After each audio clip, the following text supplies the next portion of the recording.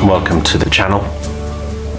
This is the first time I've ever done anything like this, so please bear with me. It's going to be a little bit obvious that I'm an amateur. By now hopefully you realise that 2oomus refers to the two tumours that rather annoyingly are in my head. I have one just here, left of centre, on the forehead, and one on the left temple, which is a bit annoying. As you can see, I have a collection of somewhere between 20 and 30 guitars. Some of them just bog standard random guitars. None of them are really worth, you know, extreme amounts of money.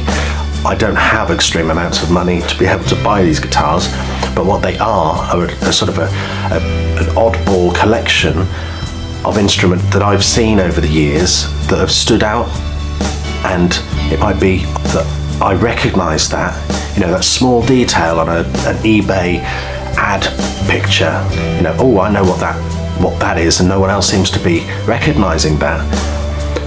It could be a guitar that was my first or second guitar that my parents bought me. There's a whole range of things that I own. A lot of them I have fixed, tried not to modify. It's normally restore or conserve.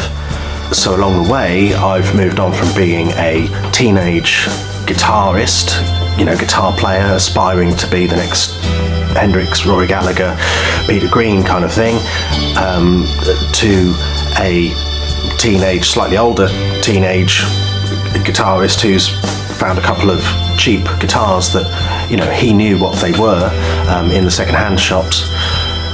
And then all of a sudden, you know, you get a bit older, you're in your 20s, into your 30s, and you start having a little bit more money to spend, and you come across things that are, you know, again, exciting. Never have I gone out with an aim to find a particular type of guitar. I've always stumbled across something that I would like to own. The people around me are very accepting and know that this is what I do, and when I put my energy into fixing or playing these guitars, I find it very difficult to then feel a need to move them on, because there's something that I've taken into sort of my soul. I've shared a little bit of me with them and vice versa. So this channel will have an explanation of each one of these guitars. As I say, between 20 and 30. Some of them will be really... some of them will be really boring, or maybe guitars that you consider to be rubbish.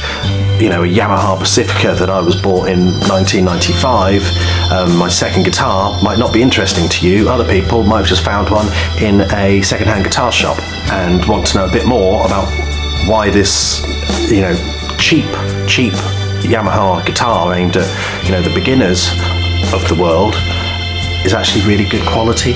I would like to use this ultimately to explain what I have in my collection, what I can do, what I've built with my skills, and I really need to share that with my family. At some point I'm not going to be here, so I need to use this, you know, these series of videos to explain to my wife and my children and anyone else who can help, just explain to them what I have, what these things that have been on the wall actually represent. They understand a lot of it, and they know a lot of the work that I've put into the guitars, but what they don't understand is the backstory, where I bought them from, why I bought them, you know, what was wrong with them when I received them, the problems, the you know, why did I buy them? Ah, fuck, it's rare, you know, I need to get that. It's in Japan, shit, what do I do? So there'll be a video for each guitar, and I will take you through that collection, one video at a time.